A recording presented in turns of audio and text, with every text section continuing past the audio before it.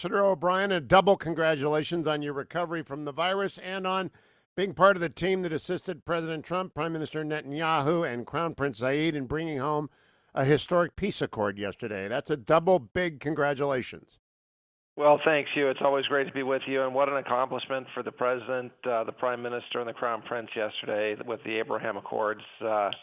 Really something special, and I was proud to be part of that team.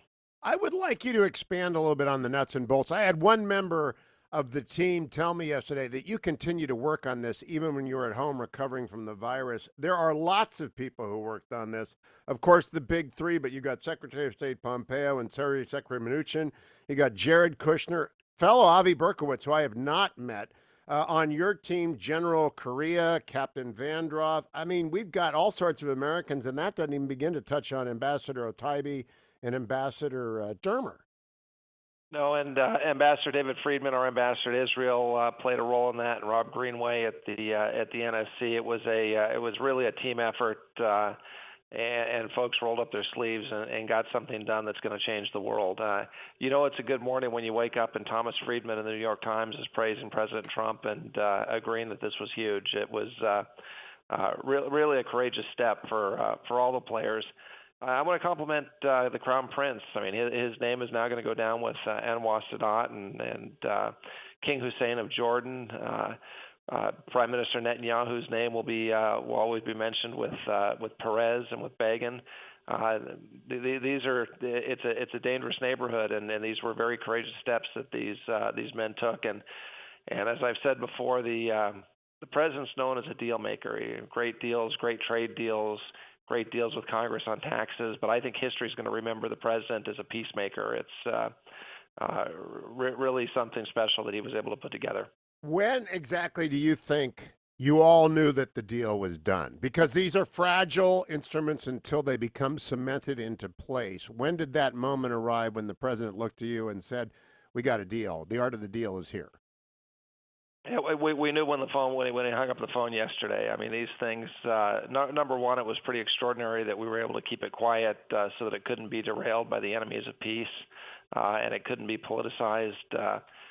So we were able to keep it quiet. We were able to keep the parties talking, and the president, as he does, hosted a call yesterday morning with Prime Minister Netanyahu and the Crown Prince, and the deal came together, and the statement was issued by all three parties, and we hung up the phone and knew we had a deal, and it was really special. The president was very generous. He had the entire team that had worked on this historic accord together in the Oval Office with him for the call, from the more junior staffers all the way up to the senior folks. Unfortunately, Secretary Pompeo was traveling in Europe and couldn't be there, but he had a big role as well. And as soon as the phone call was over, everyone broke into spontaneous applause. It was quite a moment. Can we walk, for the benefit of history, Ambassador O'Brien, some specifics on the individuals on the American side involved? Brian Hook is the Secretary of State Special Representative for Iran. What was his role here? Look, Brian spent a lot of time in the region over the past few months talking to the leaders, and clearly the concern about the threat that Iran poses, as well as the confidence that the parties had that the United States would stand up to Iran after President Trump withdrew from the disastrous JCPOA and put maximum pressure on Iran. I think that's what gave the parties confidence, in part, to move forward with this, because they saw the pressure that we're putting on Iran, and Brian's done a great job out in the Middle East at the UN and otherwise, making sure that coalition stuck together. So, important role. Let's talk about Jared Kushner and Avi Berkowitz. Jared has taken an enormous amount of heat as allegedly being a dilettante at times and over his head.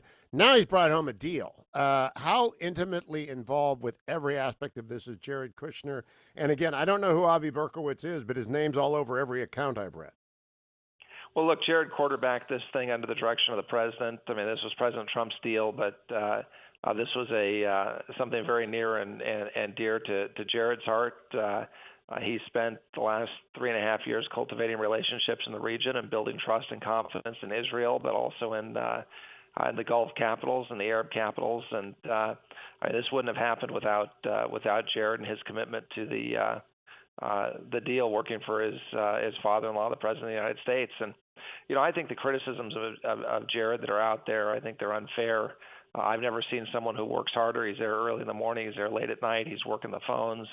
He's an extraordinarily charming guy, excellent diplomat, and under any other circumstances would be hailed as one of the great deal makers, and along with the president in American history. Just look what he did with the USMCA, and look what he did with criminal justice reform. I mean, he's taken on hard issues. The Middle East piece is just the latest in a series of tough issues that Jared's tackled and done with aplomb. And it's all lawyers.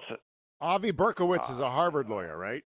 Avi is, and a very, very talented young lawyer and young man, and someone we're going to hear from again in the future. There's no doubt. And he worked tirelessly, and also spent a lot of time in the region, traveling with Brian and others, and working with me on a daily basis. And I've come to have great respect for Avi, and he developed, again, these things are relationship driven, right? And he developed great relationships with the Ambassador Dermer, Ambassador Oteva, Ambassador Friedman, with the players in the various foreign ministries, and he was tireless in working on this deal, and it was great to see him say a few words and have him recognized by the president yesterday. Now, you mentioned, people don't understand, the NSC is only 100 people, but you mentioned Rob Greenway, who I don't know, and Major General Miguel Correa, Captain Mark Mandra. Why so many military active and retired in the NSC, Robert O'Brien? Well, look, we have the NSC's got a big role on foreign policy, but also a big role in national security, and this is a matter that involved both national security and foreign policy. General Correa had served as the defense attaché in the UAE and had great relationships there. Captain Vandroff was a very successful naval officer, and came to us recently to the NSC, and so there were defense aspects to this that were important. Rob Greenway is a retired Army colonel, intelligence officer, and is also runs our Middle East shop, and has great relationships in the region. So we were proud as the NSC to help coordinate the activities and the efforts here, and provide some backup to our other diplomats, both in the White House and at the State Department, who are working this issue very hard over the past, especially the past 6 weeks, but really over the past year or two. Now, Ambassador O'Brien, a lot of people in the United States yesterday did not know, quote, MBZ, close quote. You have spent time with him, I believe, when you were a special envoy for hostage affairs for the president. I think you spent time with MBZ. I know Secretary Pompeo has. The president has talked to him. Tell Americans a little bit about MBZ. Well, MBZ is the Mohammed bin Zayed is the crown prince of Abu Dhabi, and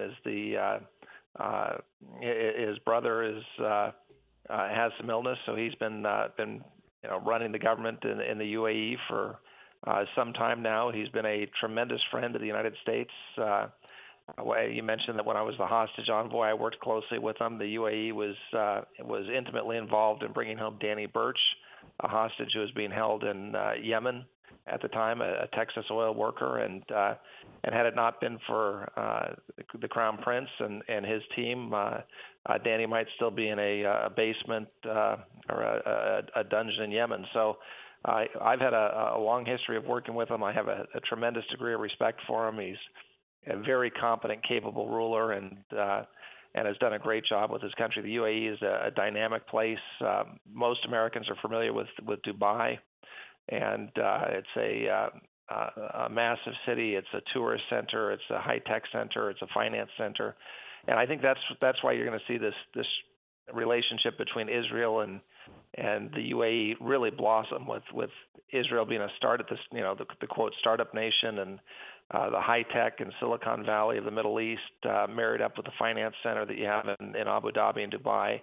That's going to be a juggernaut of creativity and innovation and high tech. I think it's going to be great for the whole region, and especially for the two countries that took the risk to enter into these Abraham Accords.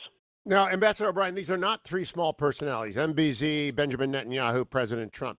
How'd they get, as a national security advisor? I heard you say last week to Margaret Brennan, you're not in the habit of detailing the calls on which you participate in the public, the private calls between world leaders. You listen in and you're on the call.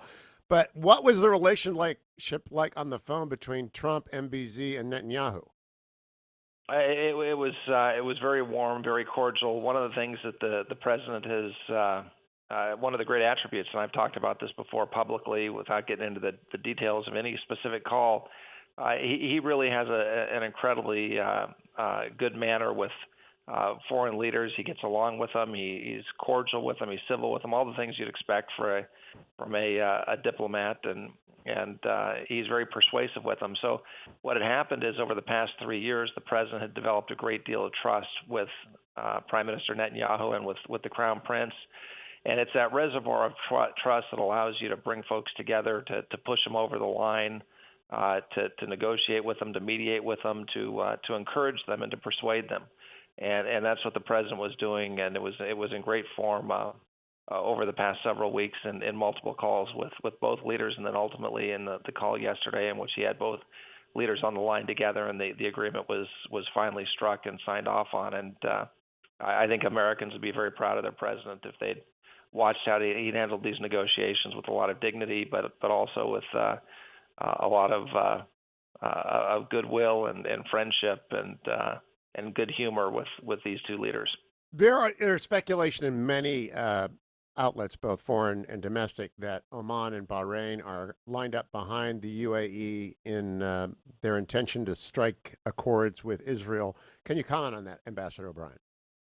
Well, I'm not going to comment on specific countries, but I think what the UAE has done is shown a way forward, a path forward for other countries in the region to sign a peace deal with Israel, to normalize relations, to open embassies, to have direct flights, and to really take advantage of the economic engine that Israel has become. It's an incredible country, and it's a creative country. It's an innovative country. It's full of great universities and colleges, and it's a worldwide tech center.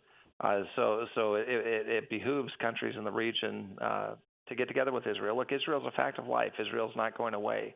Israel is the excuse me, the homeland of the Jewish people, and it will be for many years. And it's the path forward for the region is to link up Israel with these other great countries, and to have peace and to share in economic prosperity, and also in security cooperation. So I think you're going to see other countries, but and the president's very optimistic, and we want to keep the momentum going.